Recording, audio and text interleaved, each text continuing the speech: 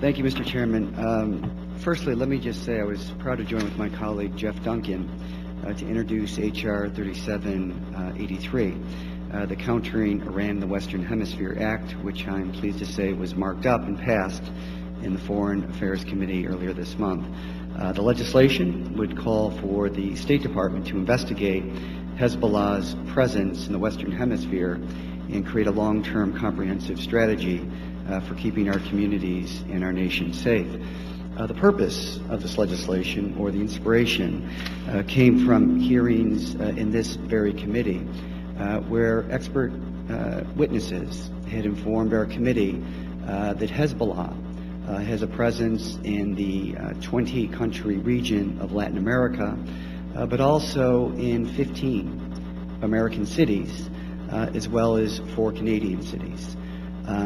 We were also told in subsequent testimony that we shouldn't be all that concerned about that presence because that presence was, their activities were limited to fundraising. Well, that's not comforting. And I think where there is a presence, there is an intent and there is a severe threat.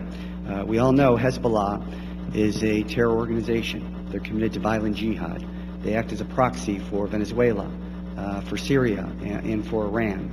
And their presence in Latin America could also be viewed as a pervasive presence toward the goal of having a greater presence in North America. I also want to recognize the work of the New York City Police Department.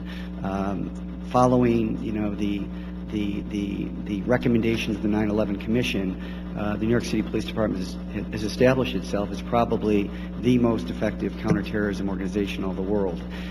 It's a difficult balance between keeping the homeland safe and protecting individual liberties, but I think they've done a very good job in that regard. So I'd just like to hear from our witnesses about not only the presence of Hezbollah in the Western Hemisphere, but specifically the threat in North America by their presence.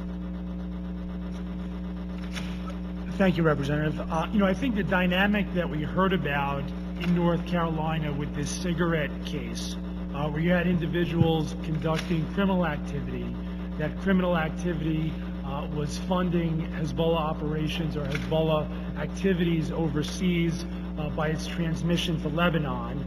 You had a population of people who were fundraisers, but at some point in time could be turned into facilitators and ultimately operatives. And the fact that some of these individuals had military training that they had received from Hezbollah in Lebanon. I think all those dynamics that you heard about in that case are all dynamics that map very well to the current situation in New York City. And without going into details about the investigations that we have going on, those map very much in parallel to what we're seeing in terms of the type of people, the type of backgrounds, and the type of activities that are going on. Yeah, I think what's noteworthy about that case, and I think it's an indication of how Hezbollah operates throughout the U.S., is they're burrowed deep into our society already. They've been around a lot longer than Al-Qaeda and a lot longer than Al-Shabaab and some of the other shiny objects that we're concentrating on now. And I think we need to understand, they understand how to use our financial system. They got an SBA loan, a false loan. They bribed a loan officer. They had credit cards. They understood the financial system, how to exploit the immigration system. So they're well entrenched in society and well positioned to do something or facilitate someone else coming in and doing something and blending in. They can manufacture documents. It's all there and it's all in place. They don't have to make it happen. It's already well in place.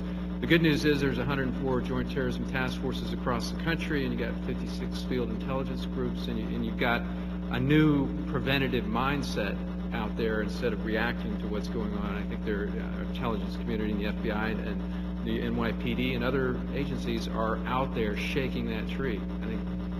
I think we're well positioned to know what they're doing. Mike Chertoff, when he was the Secretary of Homeland Security, in fact, it may have been before this committee, as he had one foot in the door and one foot out about 4 years ago, testified about the threat posed by terrorist organizations, Middle Eastern terrorist organizations on the United States. And And then Secretary Chertoff said that, we need to maintain the focus on Al-Qaeda, a shiny object, a very shiny object, and a real threat. But he said the real threat is Hezbollah. Hezbollah has what Al-Qaeda could only dream of having. They have established relationships with the most powerful international drug trafficking and organized crime syndicates ever faced by law enforcement, and they obviously maintain close relations with other designated terrorist organizations around our globe. Congressman, whoever told you that Hezbollah is now in 15 cities, I think they woefully underestimated it. Part of the problem that we've got is we don't really know. That's what worries me a great deal. Congressman Lundgren, you brought out the importance of connecting the dots. That is important, but what we need to get in the business of is actually producing more dots to connect. I think that NYPD is doing just that within the rule of law. That's extremely important, and quite frankly, I think that federal law enforcement could learn a great deal from the NYPD model.